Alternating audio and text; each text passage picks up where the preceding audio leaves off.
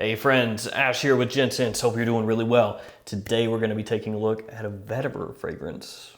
You all know how much I love vetiver. We're taking a look at this one, Amouroud Lunar Vetiver. This one runs $210 for this size right here, 100 milliliters.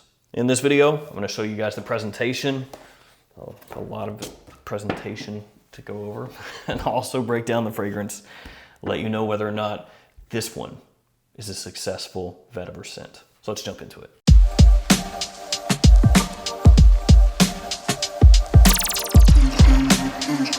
Let's take a look at the presentation, starting off with the box. It's a fairly simple box, but it's got some nice touches that I do like, mainly this one right here.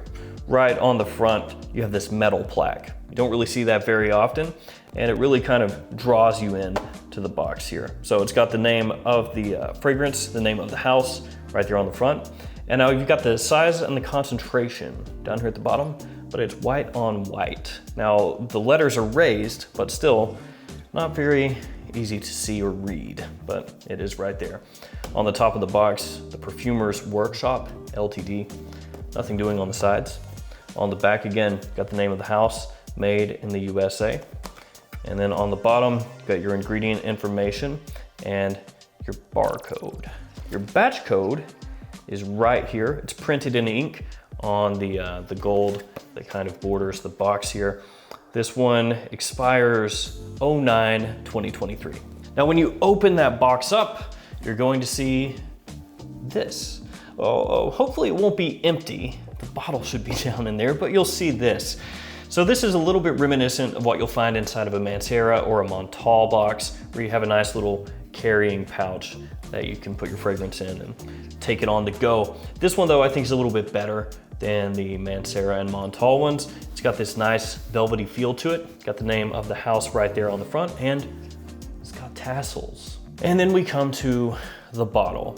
So you have this metal plaque again, kind of mirroring what you're gonna find on the box. So you've got the name of the house, name of the fragrance right there on the front. It's a nice heavy bottle, feels good in the hand. The cap is heavy as well, and it has the Perfumer's Workshop right there on the top of the cap. On the bottom here, you're gonna have your badge code, and that is in ink, and it actually looks a little bit smeared, but it's still okay. And then you've got your sticker. Go ahead and waste a spray for you guys here. The atomizer is pretty strong with this one, it's good. There we go. So overall, I like the presentation. Feels good in the hand, looks good, it's a nice quality. Now, one of the only things I don't like about the Amouroud presentation is that if you have a bunch of these on a shelf, like in a store or in your collection, they're gonna look pretty much the exact same other than the name right there. Now, not all Amouroud bottles are these white ones. They also have black ones in the same shape and design here. And then they have another line that's a different bottle design. But if you have all the white ones lined up and then all the black ones lined up, they're gonna look exactly the same other than just the name there. And this is something you'll find across a few different lines. Hermetica, for example, all of the bottles there look the exact same. They're the exact same green bottle. So just the name is the only thing that's different. And I think that's not the greatest look for me personally when I see them all and they're all the exact same. I like a little variation, but that's just personal preference. Some of you out there are actually going to completely disagree with me and think that these look really cool when you have all of them lined up looking pretty much the same. So that out of the way, let's talk about the fragrance a little bit. Obviously, based around vetiver, which is a note that I personally love. And interestingly, vetiver does seem to be a little bit divisive, a little bit love it or hate it. Some people, for whatever reason, don't gravitate toward vetiver. And to that I say, what's wrong with you? Vetiver's awesome. Some people might think it's too gentlemanly, too mature.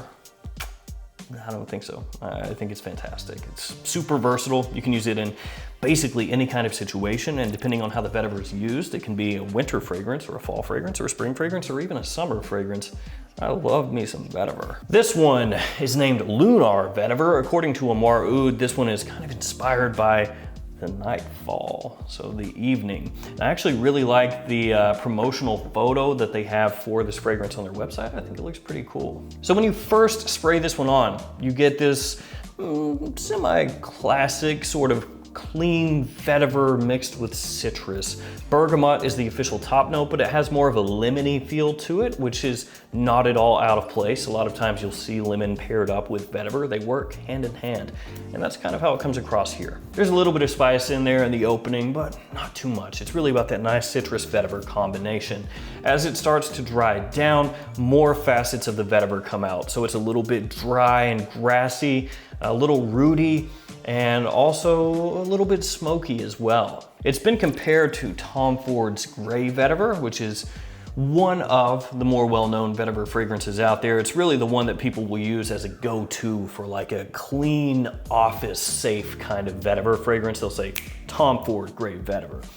There's a little bit of a similarity between this one and Gray Vetiver, but I don't think they're super close. More so in the initial opening, when you first spray this one on, when it's got that little bit of citrus kicking in with the vetiver, that's when it's most similar to Tom Ford's Gray Vetiver. But as it dries down, they kind of go different ways. So the vetiver is pretty much the star right away. I mean, initially, yes, it has that combo with the citrus going on, but as it dries down, the vetiver really becomes the star of the show here.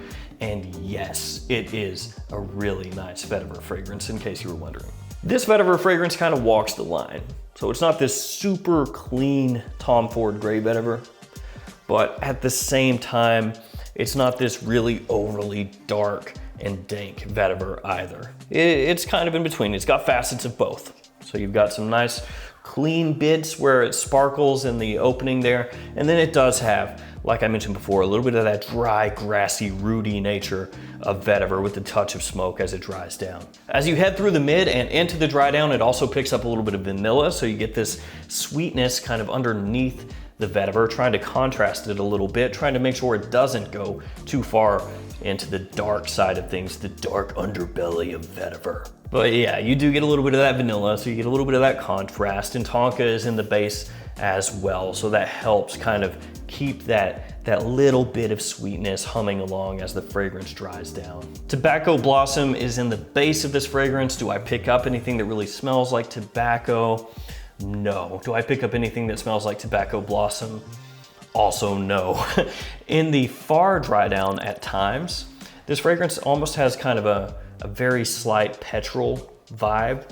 It's not overpowering, it's really in the background, kind of a nuance, but it does at times, and this is coming from the vetiver itself, I believe, have this slight petrol sort of nature to it, or gasoline. And I do not mean that negatively at all. It gives this fragrance a really nice masculine edge, in my opinion, and I actually prefer it. So just this little hint of like a petrol-y kind of vetiver edge in the far dry down. Let's talk really quickly about the performance. Really good. This is going to last forever. Hours and hours and hours and hours and hours off my skin. 10 plus, no issue. Really, it's gonna last all day or all night. So with this one, don't go too terribly heavy with it, because it's gonna, like I said, last. And it projects as well. It projects pretty heavily. So if you're looking for a high performing, really strong vetiver, yeah, check this one out. The makeup of the vetiver itself here leans more toward being a spring fragrance or a fall fragrance, kind of neutral weather. But with the performance this has, you could easily wear it in the winter.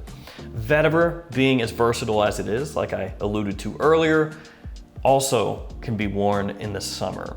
This one being as strong as it is, I wouldn't go very heavy in the summer, but you can pull it off if you really, really like vetiver scents. The fragrance itself, being named Lunar Vetiver and being inspired by the nightfall, you would think that this is gonna be more of a nighttime fragrance. For me though, it's split evenly. You can wear this during the day or night. It's gonna work in either one.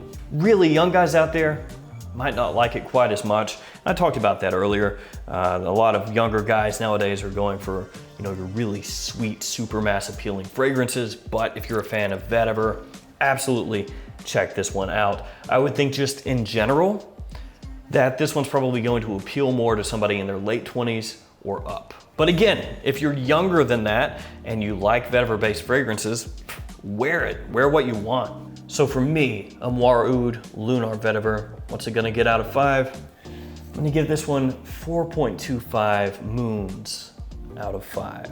A really, really nice vetiver fragrance. Very glad to have this in my rotation of vetiver-based scents. If you've smelled this one or any other fragrances from the brand, let me know what you think about them in the comments below.